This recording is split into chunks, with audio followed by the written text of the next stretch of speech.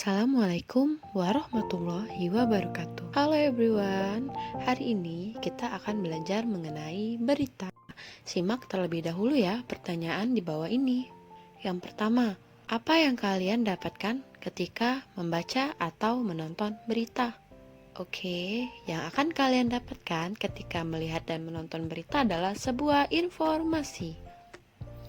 Pertanyaan yang kedua, apakah berita yang kalian baca atau kalian dengar itu merupakan kejadian nyata?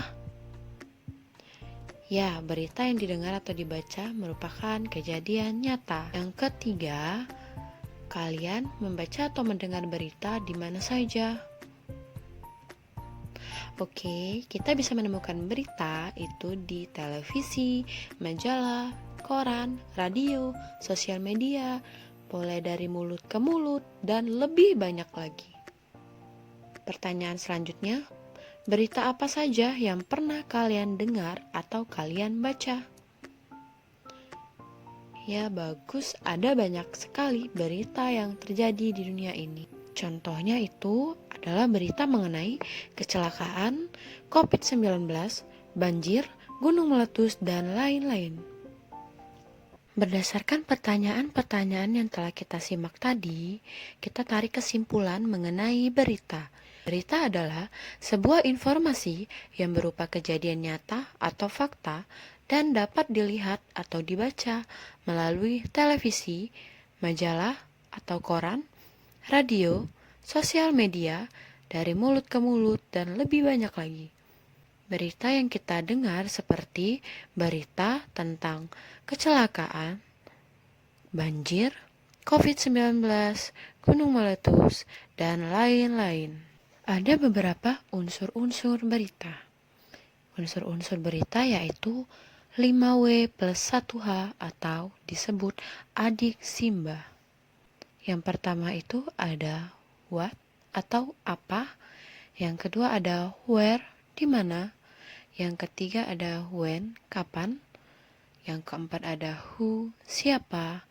Yang kelima ada why, mengapa. Dan yang keenam ada how, bagaimana. Unsur yang pertama adalah what atau apa.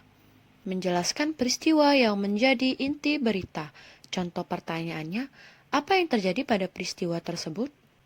Yang kedua adalah where, di mana. Menjelaskan tempat atau lokasi kejadian. Contoh pertanyaannya, di mana lokasi peristiwa tersebut terjadi? Yang ketiga adalah when, kapan.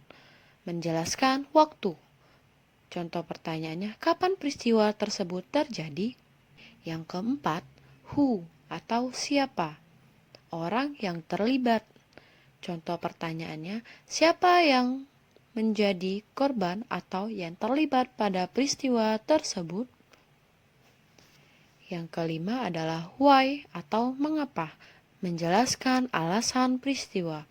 Contoh pertanyaannya, mengapa peristiwa tersebut dapat terjadi? Yang keenam adalah how atau bagaimana, menjelaskan proses terjadinya peristiwa. Contohnya, bagaimana proses terjadinya peristiwa tersebut?